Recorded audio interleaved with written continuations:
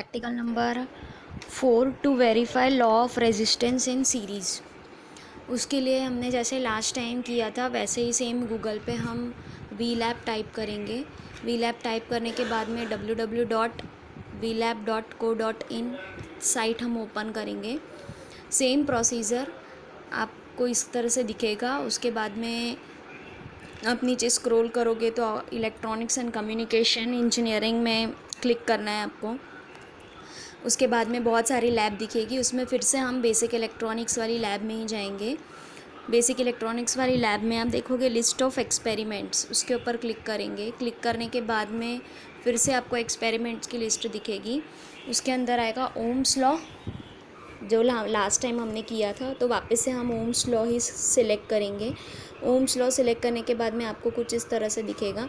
तो यहाँ पर ऑब्जेक्टिव्स जो दिए हैं, इसमें हमारा ऑब्जेक्टिव है to verify law of resistance in series.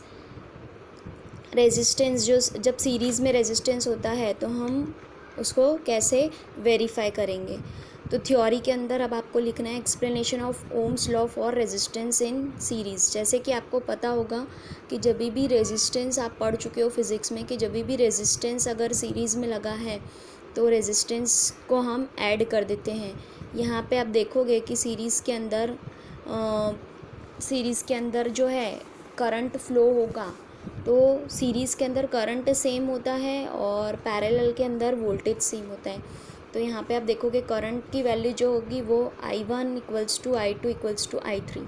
अगर रेजिस्टेंस की बात करें तो सीरीज़ में जितने भी रेजिस्टेंस है सभी रेजिस्टेंस को हम ऐड करते हैं।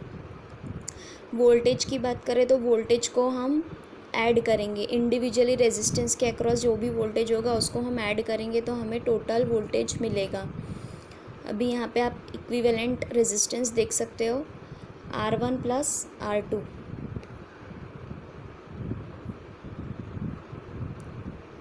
टोटल करंट होगा P/VS/R इक्विवेलेंट। अभी VS जो होता है वो एडिशन होता है VR1 + VR2 का। VR1 मतलब वोल्टेज अक्रॉस रेजिस्टेंस 1 और VR2 मतलब वोल्टेज अक्रॉस रेजिस्टेंस 2।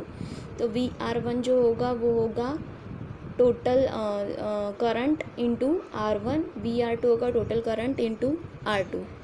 तो इस तरह से हम ये लॉ फॉलो करते हैं। ये यहाँ तक आपको थ्योरी में लिखना है। उसके बाद में आता है प्रोसीजर। प्रोसीजर के ऊपर आप क्लिक करोगे तो प्रोसीजर में लास्ट टाइम हमने नंबर 1 वाली प्रोसीजर लिखी थी। अब इसके अंदर हमें प्रोसीजर लिखना है Ohm's law with resistance in series. Same आप देख सकते हो यहाँ पे, अभी आप सर्किट के अंदर देख सकते हो यहाँ पे 2 रेजिस्टेंस लगाए हैं R1 और R2। लास्ट टाइम जब हमने ओम्स लॉ किया था तो सिर्फ एक ही रेजिस्टेंस था। यहाँ पे रेजिस्टेंस जो है 2 रेजिस्टेंस है और दोनों की दोनों सीरीज़ में है। प्रोसीजर आप देख सकते हो, जैसे ही DC वोल्टेज हमने यहाँ पे जो बैटरी लगाई है VDC, उसकी वैल्यू आप 0 से लेके 30 वोल्ट्स तक बढ़ा सकते हो। उसके बाद में जो करंट मीटर है एम्पियर मीटर, उसको हमने सीरीज़ में लगाया है और वोल्ट मीटर जो है वो हमारा पैरेलल में है। अब यहाँ पे 2 रेजिस्टेंस लिए हैं, रेजिस्टेंस R1 और रेजिस्टेंस R2। तो R1 की वैल्यू आप 1 किलो ओम से लेके 100 किलो ओम तक कोई भी सेट कर सकते हो और R2 की वैल्यू आप 5 से लेके 15 किलो ओम तक सेट कर सकते हो। तो सबसे पहले हम देखेंगे नेक्स्ट सिमुलेशन के ऊपर आप क्लिक करोगे तो आपको दिखेगा। तो Ohm's law for resistance in series आपको सिलेक्ट करना है। उसके बाद में आपको कुछ इस तरह का सर्किट दिखेगा। इस तरह के सर्किट के अंदर यहाँ पे आप कंट्रोल्स देख सकते हो। तो कंट्रोल्स को यहाँ पे मैंने सेट किया है। रेजिस्टेंस 1 जो है उसकी वैल्यू मैंने 1 किलो ओम रखी है। रेजिस्टेंस 2 की वैल्यू जो है वो मैंने 5 किलो ओम रखी है और DC वोल्टेज 0 रखा है। सबसे पहले तो यहाँ पर रेजिस्टेंस R1 1 है, R2 5 है। तो इसका मतलब R इक्विवेलेंट आप निकालोगे, R इक्विवेलेंट आएगा R1 + R2, मतलब 1 + 5 = 6 किलो ओम्स।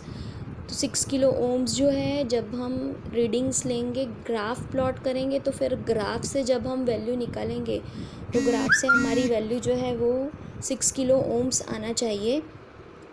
सबसे पहले तो हम ये वाली जो वैल्यूज़ हमने सेट की है DC वोल्ट 0, उसको हम टेबल के अंदर ऐड करेंगे। उसके बाद में और R1 और R2 की वैल्यू फिक्स करके हम DC वोल्टेज की वैल्यू हम बढ़ाएंगे और 30 वोल्ट्स तक की वैल्यू हमने यहाँ पे मैंने 4 का डिफरेंस लेके जो है वो वैल्यू सेट की है। टेबल के अंदर ऐड करना है हर एक वैल्यू को चेंज करके। उसके बाद में जब सारी वैल्यूज़ आ जाए तो आप ग्राफ प्लॉट करोगे जैसे हमने लास्ट टाइम प्लॉट किया था। और यहाँ पे इंस्ट्रक्शन जैसे मैंने लास्ट टाइम भी बोला था, इंस्ट्रक्शन के ऊपर कर्सर लेके जाओगे तो आपको पूरे इंस्ट्रक्शंस जो है वो मिलेंगे। तो इस तरह से आप जो है वो ग्राफ प्लॉट करोगे। ग्राफ प्लॉट करने के बाद में एट द एंड आपको लिखना है कि ग्राफ के थ्रू क्या वैल्यू है। ये वैसे तो हमने थियोरेटिकली हमने वैल्यू सेट की थी R1 और R2 की, और R इक्विवेलेंट हमने 6 किलो ओम निकाला था। लेकिन ग्राफ का यूज़ करके आपको वैल्यू निकालनी है। ग्राफ का यूज़ करके आप वैल्यू कैसे निकालोगे? R = V/I। यहाँ पर आपको V की वैल्यू पता है और I की वैल्यू पता है। तो कोई भी एक वैल्यू सिलेक्ट करके आप जो है वो R की वैल्यू निकालोगे तो R की वैल्यू जो है वो 6 ही आना चाहिए।